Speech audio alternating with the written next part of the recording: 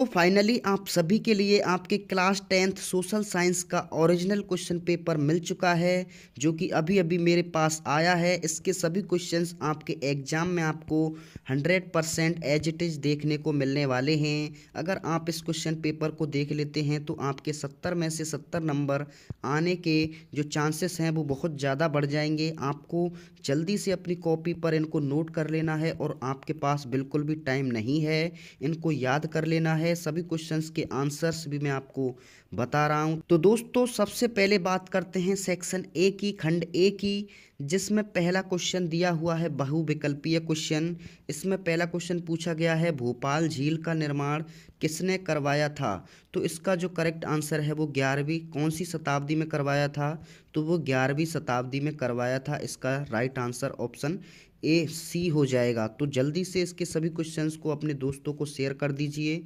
जिला परिषद का मुखिया कौन होता है, तो जिला परिषद का मुखिया जिला प्रमुख या जिला अध्यक्ष होता है। तो ऑप्शन बी इसका करेक्ट आंसर हो जाएगा।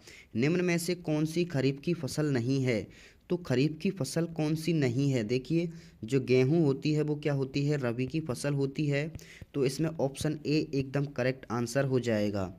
भूदान आंदोलन की शुरुआत किसने की थी, तो भूदान आंदोलन की शुरुआत यानी भूमि का दान करने की शुरुआत किसने की थी, तो विनोबा भावे। ऑप्शन ए इसका करेक्ट आंसर हो जाएगा।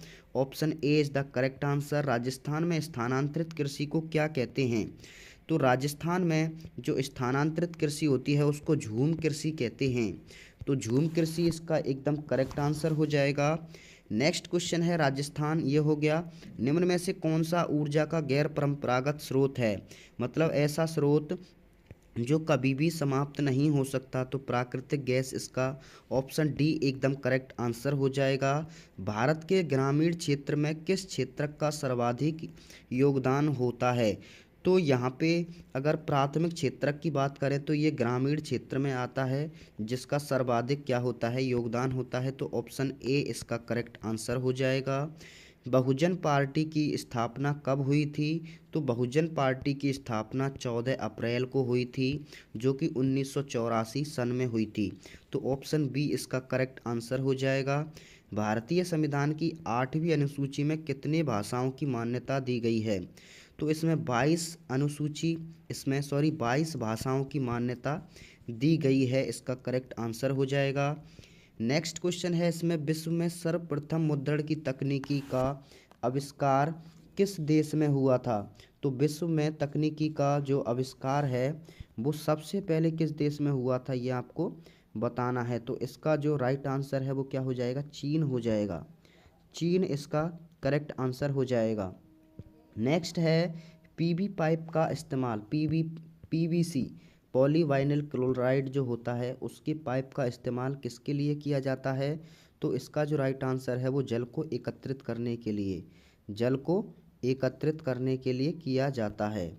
जल एकत्रित, इसमें जल आ जाएगा। इसमें नेक्स्ट क्वेश्चन है रबी की फसल को किस मौसम में बोया जाता है, तो शीत ऋतु इसका राइट आंसर हो जाएगा।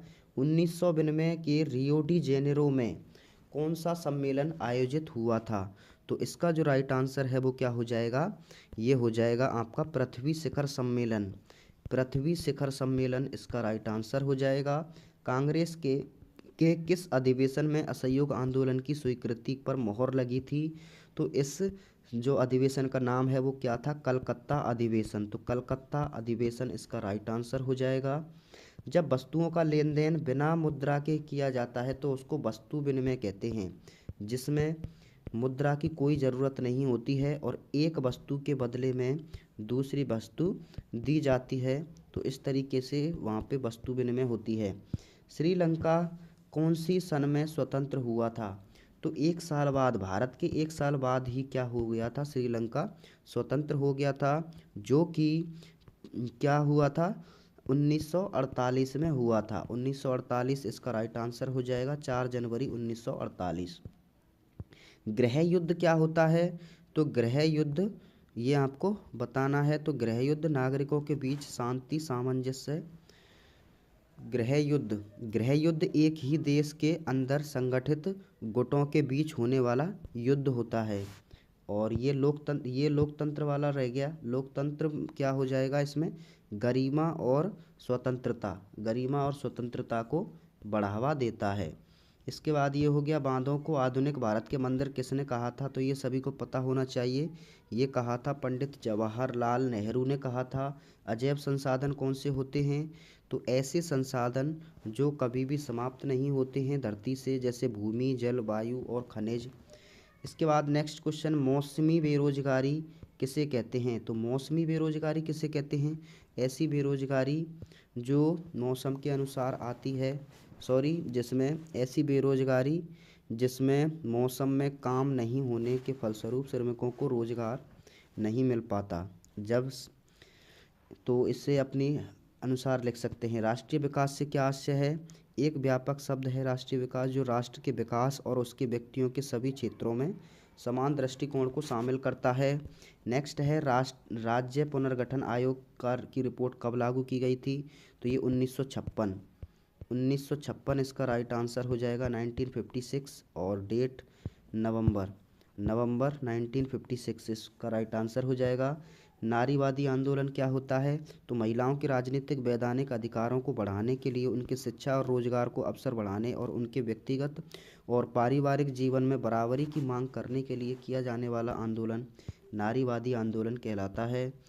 विश्व बैंक की स्थापना क्यों की गई थी, द्वितीय विश्व युद्ध के बाद यूरोप और जापान के पुनर्निर्माण में मदद के लिए विश्व बैंक की जो है स्थापना की गई थी। उपभोक्ता आंदोलन की शुरुआत किस कारण हुई थी, तो बड़े बड़े पैमाने पर खाद्य भंडारण एवं जमाखोरी की घटनाएं बढ़ रही थी, इसलिए राष्ट्रीय उपभोक्ता आंदोलन की शुरुआत हुई। राष्ट्रीय उपभोक्ता दिवस कब मनाया जाता है, तो ये प्रतिवर्ष 24 दिसंबर को मनाया जाता है, 24 दिसंबर इसका राइट आंसर हो जाएगा, जो कि आने वाला है। पारादीप पत्तन किस राज्य में है, तो पत्तन किसे कहते हैं, जहाँ पे हवाई जहाज पानी वाले रुकते हैं, और बंदरगाह भी कहते हैं इसको, तो ये उड़ीसा राज्य में स्थित है। साइमन कमीशन भारत कब और क्यों आया था, तो 3 फरवरी 1928 को आया था।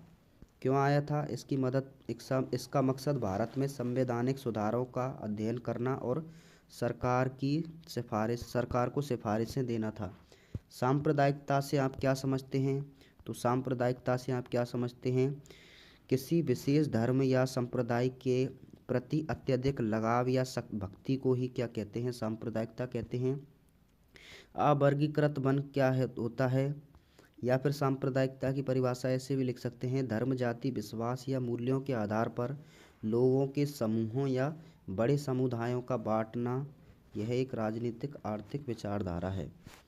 और अवर्गीकृत वन किसे कहते हैं, जिन वर्गों का वर्गीकरण अभी तक नहीं हुआ है। अवर्गीकृत वन से तात्पर्य उन वनों से है जो किसी आरक्षित या संरक्षित वर्ग की श्रेणी में नहीं आते हैं। सहकारी समिति का गठन क्यों किया गया था, तो इन समिति आर्थिक आयोजना की प्रजातांत्रिक बनाने के लिए, इस समिति का जो गठन है आर्थिक आयोजना को प्रजातांत्रिक बनाने के लिए सहकारी समितियों को सबसे उपयुक्त माध्यम पाया और आर्थिक विकास के प्रत्येक क्षेत्र में जांच की गई। इसके बाद असंगठित क्षेत्रक से आप क्या समझते हैं, असंगठित क्षेत्रक वे क्षेत्रक होते हैं या व्यवसाय होते हैं जो सरकार के साथ पंजीकृत नहीं होते हैं और सरकारी दिशा के निर्देश पालन नहीं कर सकते हैं। और इन क्वेश्चनों के जो मैं आपको बता रहा हूँ वो आप अपने तरीके से भी लिख सकते हैं, कोई ज़रूरी नहीं है कि मैं जो बता रहा हूँ वही लिखो। मृदा अपरदन को रोकने के 2 कारण, तो मृदा अपरदन को किस तरह से रोका जा सकता है, तो इसका सबसे पहले पशुचारण जो होता है उस पर नियंत्रण कर सकते हैं, वृक्षारोपण कर सकते हैं पेड़ लगाकर, और घास की पेटी बनाकर सीढ़ी नुमा कृषि करके। संयुक्त उद्योग किसे कहते हैं, 2 या 2 से अधिक कंपनियों के बीच एक साथ काम करने का समझौता होता है जिसे संयुक्त उद्योग कहते हैं। लोकतंत्र में सत्ता की साझेदारी क्यों आवश्यक है, तो लोकतंत्र में सत्ता की साझेदारी आवश्यक है क्योंकि यह लोकतंत्र के कई सिद्धांतों का पालन करती है और समाज में संतुलन और न्याय बनाए रखने में मदद करती है। विनिर्माण या वस्तु निर्माण उद्योग क्या है, कच्चे माल को मूल्यवान उत्पादों में बदलकर बड़ी मात्रा में वस्तुओं का उत्पादन करने की क्रिया विनिर्माण उद्योग या वस्तु निर्माण उद्योग कहलाती है। इसके बाद नेक्स्ट क्वेश्चन है सार्वभौमिक वयस्क मताधिकार का क्या अर्थ है। तो सार्वभौमिक मताधिकार सभी वयस्क नागरिकों का मताधिकार होता है, भले ही धन, आय, लिंग, सामाजिक स्थिति आदि की भिन्नता क्यों ना हो। इसके बाद नेक्स्ट क्वेश्चन है ब्रिटेन वुड्स का समझौता क्या था। तो ब्रिटेन वुड्स का समझौता क्या था यह आपको बताना है, या फिर अथवा में भी नीचे दिया गया है मनरेगा वाला, इसको भी आप कर सकते हैं। वैश्वीकरण से क्या आशय है, और जब फ्रांस छींकता है तो यूरोप में सर्दी लग जाती है। तो इस कथन से आप क्या समझते हैं, इस कथन को समझाइए। इसके बाद ये है भारत के औद्योगिक विकास में प्रथम विश्व युद्ध का क्या प्रभाव पड़ा, या भारत के किन्हीं 4 परमाणु या परमाणु ऊर्जा स्टेशनों के नाम बताने हैं। इसके बाद नेक्स्ट है आपका वर्तमान में राजनीतिक दलों के लिए क्या क्या चुनौतियां हैं, या फिर राजनीतिक दलों के प्रमुख कार्य। नेक्स्ट है आपका चीन की मुद्रण के इतिहास का वर्णन कीजिए, या फिर प्रिंटिंग प्रेस का आविष्कार किसने किया था, और उसके प्रिंट तकनीकी का विकास कैसे किया गया। तो प्रिंटिंग प्रेस का ये 1 नंबर के क्वेश्चन में भी पूछा जाता है, ये आपको ध्यान रखना है। इसके बाद ये आपको अपने नक्शे पर बताना है। तो ये क्वेश्चंस आपको तैयार करने हैं। सभी दोस्तों को शेयर ज़रूर करें इस वीडियो को। All the best for your exam.